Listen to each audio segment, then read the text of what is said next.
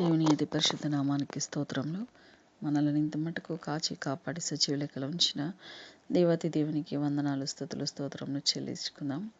వాక్యంలోనికి వెళ్ళకముందు ఒక చిన్న మాట ప్రార్థన చేసుకుందాం. పరిశుద్ధుడ గొప్ప దేవ, నాయనా నీకు వందనాలు, స్తుతులు, స్తోత్రములు తండ్రి. ఉదయకాలం నీ వాక్యంను ధ్యానిస్తుండగా మా అందరితో కూడా నువ్వు మాట్లాడి మా హృదయంలో తండ్రి నీ వాక్యం సారంగా జీవించే హృదయాలను మాకు దయచేయమని వేడుకుంటూ నా నోటిని బోరుధ్వని వల్ల వాడుకొని మనం బ్రతిమలాడుతూ యేసుక్రీస్తు నామమున అడిగి వేడుకొచ్చున్నాం తండ్రి, ఆమేన్. దేవుని నామానికి స్తోత్రంలో యెషయా గ్రంథం 11వ అధ్యాయం మొదటి 5 వచనాలను చదువుకుందాం. యెషయా గ్రంథం 11వ అధ్యాయం మొదటి 5 వచనాలు.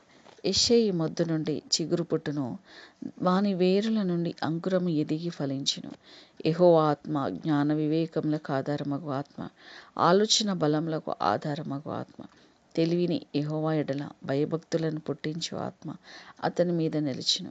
యెహోవా భయము అతనికి ఇంపైన సువాసనగా ఉండును. కంటి చూపును బట్టి అతడు తీర్పు తీర్చడు, తాను వినుదానిని బట్టి విమర్శ చేయడు. నీతిని బట్టి బీదలకు తీర్పు తీర్చును, భూనివాసులలో దీనులైన వారికి యథార్థంగా విమర్శ చేయను.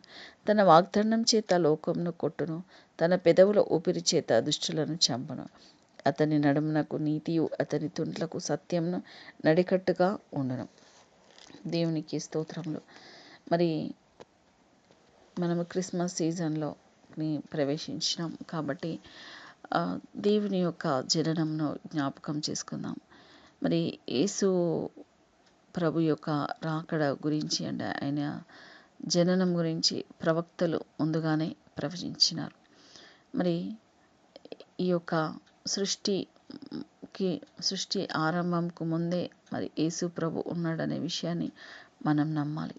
మరి ఈ పాత నిబంధన అంతా కూడా బలి అర్పణలతో నిండుకొని ఉన్నప్పుడు మరి తన బిడ్డల్లో మరి పరిపూర్ణమైన మార్పును తీసుకుని రావాలి.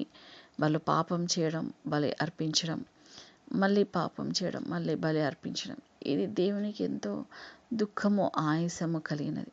మరి వీళ్ళకి ఈ మాటికి బలి ఇవ్వడం కాదు, ఒకటే ఒక బలి అర్పణ జరగాలి. మరి ఆ రక్తంలో మరి నా బిడ్డలందరూ కూడా శుద్ధులు కావాలి, వాళ్ళు మార్పు నొందిన వారై దేవుని కోసం జీవించాలి అనేసి దేవుడు మనందరినీ కూడా ప్రేమించి తన యొక్క ఏకైక కుమారుని యేసు ప్రభుని మరి ఈ లోకంలోనికి పంపించడం జరిగింది. మరి యేసు ప్రభు రాకడ గురించి దేవుని బిడ్డలు, ప్రవక్తలు వారు చేసిన ప్రవచనములను మనం చూసినట్టయితే ఇందులో మొదటగా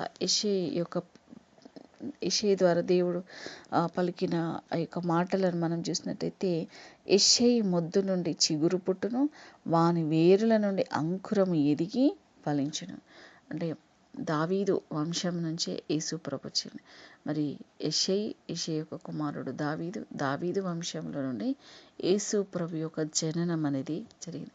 అందుకని ఈ యొక్క యెషయా ప్రవక్త యెషయి మొద్దు నుండి చిగురు పుట్టును, వాని వేరుల నుండి అంకురం ఎదిగి ఫలించును.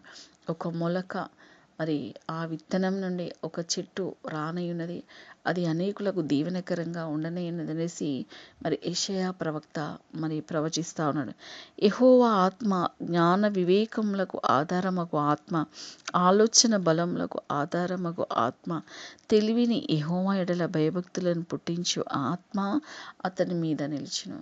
మరి ఆయన యొక్క జననం వలన మరి ఆయన బలశూరుడు, మరి ఆయన జ్ఞానమునకు మూలము, ఆయన ద్వారానే మరి జ్ఞాన వివేకములకు ఆధారం కలిగిన ఆ దేవాతి దేవుడు రానయ్యున్నాడు అనేసి యెషయా ప్రవక్త తెలియజేస్తాడు.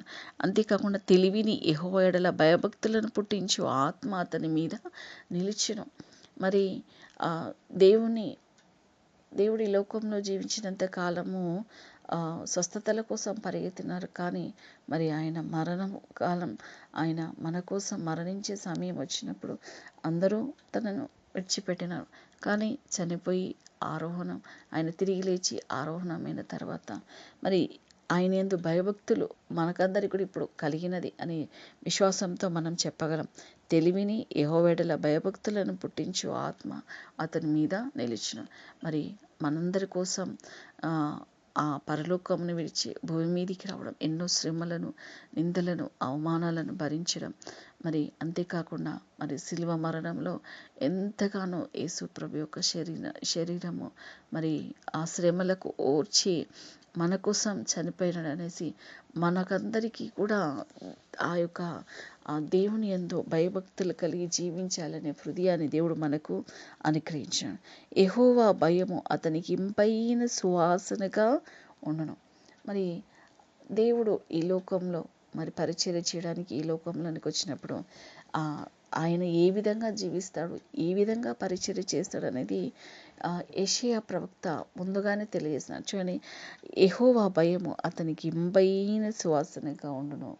మరి ఆయన ఆ సృష్టి ఆరంభం ముందుకే ఉన్నాడు, కానీ తన తండ్రికి ఎంత విధేయత చూపినాడో, ఎంత తండ్రి యెడల భయభక్తులు కలిగి జీవించినాడో యేసు ప్రభు మనకు ఒక మాదిరిని చూపించినాడు.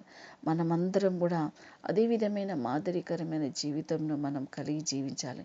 మనకు కొంచెం భక్తి ఎక్కువైపోయిందంటే దేవుని యందు భయము తగ్గిపోతుంది.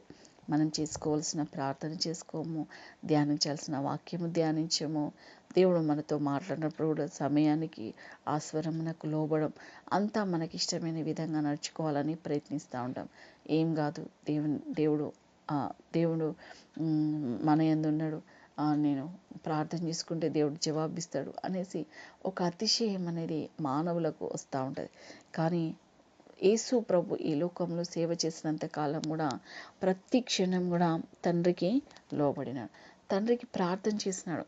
మరి లాజరును ఆ యొక్క ప్రేత వస్త్రాలతో చుట్టబడిన సమాధిలో ఉన్నప్పుడు కూడా ఆ రాయి దొర్లించిన తర్వాత తండ్రి నీ కృతజ్ఞతాస్తుతులు చెల్లిస్తున్నాను అనేసి ఆకాశం వైపు మరి కన్నులెత్తి ప్రార్థించినాడు. మరి ఆ 5 రొట్టెలను 2 చేపలను ఆశీర్వదించేటప్పుడు కూడా మరి తన కన్నులు ఆకాశం వైపు ఎత్తి మరి వాటిని విరిచి తండ్రిని కృతజ్ఞతాస్తుతులు చెల్లిస్తున్నానని ప్రార్థించినాడు. ప్రతి సమయంలో కూడా దేవుడు ప్రార్థించాడు.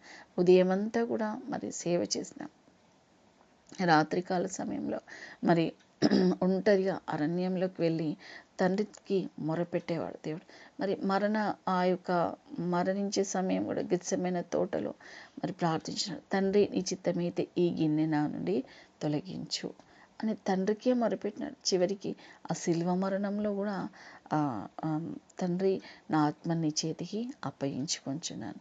మరి అన్ని విషయాల్లో కూడా తండ్రి తండ్రి తండ్రి అని ప్రార్థిస్తూ యేసు ప్రభు ఈ లోకంలో సేవ చేస్తున్నాడు. చూడండి, అందుకే యెహోవా భయము అతనికి ఇంపైన సువాసనగా ఉండును అని అంటుంది. మనకు కూడా దేవుడు అంటే భయపడాలి. మనం గడగడలాడుతూ మరి వణుకుచు దేవుని సన్నిధానానికి రావాలి. ఈ భయము లేని జీవితాలు పాపంతో కూడినట్టుగా ఉంటుంది. మనల్ని దేవుని భయభక్తులు లేకుండే మనం పాపంకి తొందరగా లొంగిపోతాం, మరి పాపంలో పడిపోతాం. కాబట్టి దేవుని యందు భయభక్తులు కలిగి జీవించుట అది మనకు ఒక అలంకరణగా అని అనుకోవాలి. అది దేవుడిచ్చిన ఆశీర్వాదంగా మనము భావించాలి. చూడండి, కంటి చూపును బట్టి అతడు తీర్పు తీర్చడు, తాను వినుదానిని బట్టి విమర్శ చేయడు. నీతిని బట్టి బీదలకు తీర్పు తీర్చును, భూనివాసులలో దీనులైన వారికి యథార్థంగా విమర్శ చేయను. తన వాగ్దండం చేత లోకంను కొట్టును, తన పెదవుల ఊపిరి చేత దుష్టులను చంపును. మరి తన పరిపాలన ఏ విధంగా ఉండనైనది అనేసి యెషయా ప్రవక్త ముందుగానే ప్రవచిస్తూ ఉన్నాడు. మరి తన యొక్క ప్రేమ, తన యొక్క కరుణ ఎంతో గొప్పది. మరి కంటికి కనిపించిన దాన్ని బట్టి, వినిపించిన దాన్ని బట్టి అలా మనుషులను కాదు, కానీ విమర్శ చేయడం కాదు, కానీ నీతిని బట్టి బీదలకు తీర్పు తీర్చును. నీతి, మనలో ఉన్న నీతిని బట్టి. మరి బీదలంటే డబ్బు లేనివారని కాదు, దేవుని వాక్యం లేనివారు, దేవుని సహవాసం లేనివారు. మరి నీతిమంతులకు నీతిని బట్టి బీదలకు తీర్పు తీర్చును. మరి కింది వచనంలో చూసినట్టయితే మరి తన లోబడని వారికి ఏ విధంగా మరి శిక్ష చూడండి, భూనివాసులలో దీనులైన వారికి యథార్థంగా విమర్శ చేయను, తన వాగ్దండం చేత లోకంను కొట్టును, తన పెదవుల ఊపిరి చేత దుష్టులను చంపును. దేవుని రాకడ సమయంలో మరి మనల్ని కొనిపోతున్నప్పుడు మరి దేవుని యొక్క ఉగ్రత తన ప్రజల మీద ఏ విధంగా ఉంటుంది అనేది ఈ ఈ యెషయా ప్రవక్త తెలియజేస్తా ఉన్నాడు. చూడండి, అతని నడుమునకు నీతియు అతని తుంట్లకు సత్యమును నడికట్టుగా కట్టుకొనను. మరి యేసు ప్రభు ఈ లోకంలో సంచరించినంత కాలం కూడా 3.5 సంవత్సరాలు చేసినప్పుడు తన నడుముకి ఏం కట్టుకున్నట? నీతి అట. తన తుంట్లకి ఏముందట? సత్యం. దేవుడు సత్యమే పలికినాడు. ఎవ్వరు ఎన్ని ప్రశ్నలతో ఆయనను బాధ పెట్టాలని, ఇరికించాలని చూసినా కూడా నిజమే పలికినాడు. మరి ఆ యొక్క అప్పగింపబడినప్పుడు కూడా ఆయన నిజమే పలికినాడు. సత్యమే అన్నమాట. సత్యము మరి నిజంగా మనం పలుకుతున్నామంటే దేవుడు మన యందు ఉండడని అర్థం. మనం అబద్ధము ఆడుతున్నామంటే అబద్ధాలకు జనకుడు అపవాది. మనలో అపవాది ఉన్నది, ఇంకా దేవుడు లేడు అక్కడ. మనం ఎప్పుడు కూడా ఏ సందర్భంలోనైనా నిజము మాట్లాడే బిడ్డలంగా మనం ఉన్నప్పుడు దేవుడు మన యందు ఆనందిస్తాడు. చూడండి, జకరియా గ్రంథం 9వ అధ్యాయం 9వ వచనంలో చూసినట్టయితే, సీయోను నివాసులారా బహుగా సంతోషించుడి, యెరూషలేము నివాసులారా ఉల్లాసంగా ఉండుడి. నీ రాజు నీతిపరుడును రక్షణ గలవాడును దీనుడునై గాడిద పిల్లను ఎక్కి నీ యుద్ధకు వచ్చుచున్నాడు. ఇక్కడ జకరియా ప్రవక్త కూడా మరి యేసు ప్రభు యొక్క రాకడ గురించి ముందుగానే ప్రవచిస్తూ ఉన్నాడు. మీరు సంతోషించండి, ఆర్భాటించండి, ఉల్లాసంగా ఉండండి. నీ రాజు రానయ్యున్నాడు. ఆయన ఒక గొప్ప నీతిపరుడు, రక్షణ గలవాడు, దీనుడును. మరి గాడిద పిల్లని ఎక్కి నీ యొద్దకు వచ్చుచున్నాడు. మరి దేవుడండి యేసు ప్రభు మన కోసం వచ్చినాడు అనే విషయాన్ని ఎప్పుడు గుర్తుంచుకోవాలి. మరి ఎందుకు పనికిరాని మానవుల ప్రేమ కోసం మనం పరితపిస్తూ ఉంటాం. మనల్ని ఎవరు ప్రేమిస్తారు? మనల్ని ఎవరు మనతో సరిగా మాట్లాడతారు? మనల్ని ఎవరు అర్థం చేసుకుంటారు అనేసి ఎంతగానో పరితపిస్తూ ఉంటాం. మరి అలాంటి వ్యర్థమైన మానవుల తట్టు చూడకుండా యేసు ప్రభు జననం ఒక్కసారి ఆలోచించండి. మనం ఈ క్రిస్మస్ అనేది పండుగ కోసం, ఆర్భాటాల కోసం ఎదురు చూస్తున్నామా? దేవుడు నా కోసం వచ్చినాడు కదా ఈ లోకానికి, నేను ఎందుకు చింతించాలి? ఎందుకు బాధపడాలి? దేవుడు మరి నా కోసమే ఈ లోకానికి వచ్చినప్పుడు నాకు ఇంకేమి కొదవ అనుకొని నువ్వు ధైర్యంగా ఉండాలి. మరి ఈ క్షణమే నీలో ఉన్న చింత, బాధ అంతా కూడా దేవునికి అప్పచెప్పి, దేవుడే ఆ పరలోకమును విడిచి ఈ భూమి మీదికి నా కోసం వచ్చినాడు అని అంటే ఇంకా నాలో ఏ దిగులు కూడా ఉండడానికి వీలు లేదు. ఎవరి గురించి కూడా నేను చింతించడానికి వీలేదు. దేని గురించి కూడా నేను ఆలోచించడానికి వీలేదు. తగిన సమయమందు దేవుడు నన్ను విడిపిస్తాడు, కాపాడుతాడు, హెచ్చిస్తాడని విశ్వసించాలి. మరి విడిపించకపోయినా కూడా మరి ఏదో ఒక రోజు నా దేవుణ్ణి నేను చూస్తాను, ఆయనను హత్తుకుంటాను, ఆయన రాజ్యంలో నేను చేర్చబడతానని నిరీక్షణ మనం కలిగి జీవించాలి. ఎందుకంటే మనం ఈ లోకంలోనికి ఏదో గొప్ప ఆశీర్వాదాలు పొందుకొని సంతోషంతో, ఆర్భాటంతో జీవించడానికి ఈ లోకంలోనికి రాలేదు. ఆయన శ్రమలు భరించడానికి, ఆయన శ్రమలను సహించడానికి, ఆయన నామాన్ని మహిమపరచడానికి ఈ లోకంలోనికి వచ్చినాం. చూడండి, యేసు ప్రభు కూడా మరి పరలోకంను అంత ఆశీర్వాదం, అంత గొప్ప సంతోషంను విడిచిపెట్టి దేవుడు మన కోసం దీనుడై ఈ లోకానికి వచ్చినాడు. మరి ఈ లోకంలో ఏంటి దేవుడు ఏ విధంగా జీవించినట్టు చూస్తే ఆయన ఏదైనా సంతోషంగా ఉన్నాడండి? ధనవంతుడుగా ఉన్నాడా? దేవుడు ఏది కొదవ లేకుండా చాలా చక్కగా మంచి భోజనంతో పోషించి మంచి బంగ్లాలో ఉంచి ఆ విధంగా సేవ చేయాలనేసి దేవుడు అలాంటి పరిచర్య చేసినాడా? కాదు. నక్కలకు గొర్రెలున్నాను, ఆకాశ పక్షులకు గూళ్ళున్నాను, మనుష్య కుమారునికి తలవాల్చుకుంటకైనా స్థలం లేదన్నాడు దేవుడు. మరి చాలా సందర్భాల్లో మరి దేవుడు అలా పరిచర్య చేయవలసి వచ్చేది.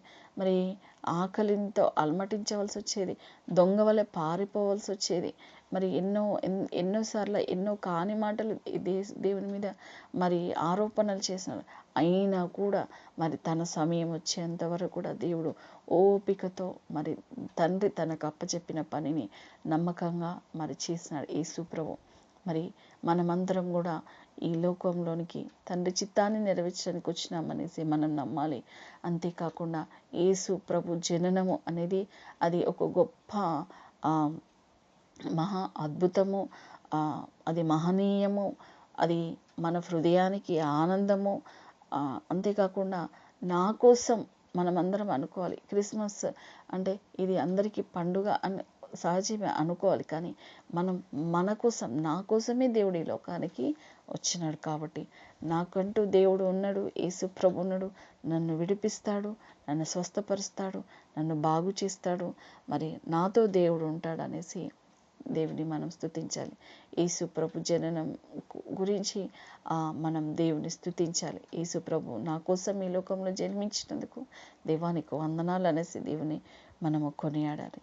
మరి ఈ క్రిస్మస్ సీజన్లో ఈ నెలంతా కూడా మనం దేవుని స్తుతించాలండి. ఈ నెలంతా ఆయన జననమును బట్టి, ఆయన జననం 2000 సంవత్సరాల క్రితమే దేవుడు ఈ లోకంలోనికి వచ్చి ఆయన పని ముగించుకొని వెళ్ళిపోయినాడు. కానీ మరి ఇంకా మనుషులు ఎంతో పాపంలో ఉంటా ఉన్నారు. మరి అట్టి బిడ్డల గురించి మనం ప్రార్థన చేస్తూ యేసు ప్రభు యొక్క జననం గురించి ఈ నెలంతా కూడా, అంటే ఈ క్రిస్మస్ సీజన్ కాబట్టి ఎప్పటికీ దేవుని స్తుతించాలి. కానీ ఈ నెలలో మనం యేసు ప్రభు జననం జ్ఞాపకం చేసుకుంటాం కాబట్టి ప్రతి దినం కూడా దేవా నువ్వు నా కోసం జన్మించినందుకు, నా కోసం ఈ లోకానికి వచ్చినందుకు నీకు వందనాలయ్యా అనేసి ఒక మాట ప్రతిరోజు కూడా మన నోటితోనే పలుకుతాం. దేవుడి పరిశుద్ధ వాక్యమును మనందరి హృదయంలో కూడా ఫలింపచేయును గాక. ఆమేన్. ప్రార్థన చేసుకుందాం. పరిశుద్ధుడా, గొప్ప దేవా, నాయన నీకు వందనాలు, స్తుతులు, స్తోత్రములు ప్రభా. విత్తబడిన వాక్యంకే నీకు వందనాలు ప్రభా. ఈ వాక్యం నైనా వింటున్న బిడ్డల జీవితంలోనూ నా జీవితంలోనూ ఫలింపచేతానే మా కోసం నైనా తండ్రి పరలోకంని విడిచి భూమి మీదికి దేవా మరి మా కోసం, నా కోసం ఈ లోకంలోనికి వచ్చినందుకు దేవా మాకిచ్చిన ఈ రక్షణకే నీకు వందనాలు చెల్లిస్తూ యేసుక్రీస్తు నామంలో అడిగి వేడుకొచ్చున్నాం తండ్రి. ఆమేన్. మన ప్రభువైన యేసుక్రీస్తు కృపయు, ప్రేమయు, సమాధానంను, ఆశీర్వాదంను, శాశ్వత జీవంను మనకందరికీ తోడై నీడై ఉండును గాక. ఆమేన్.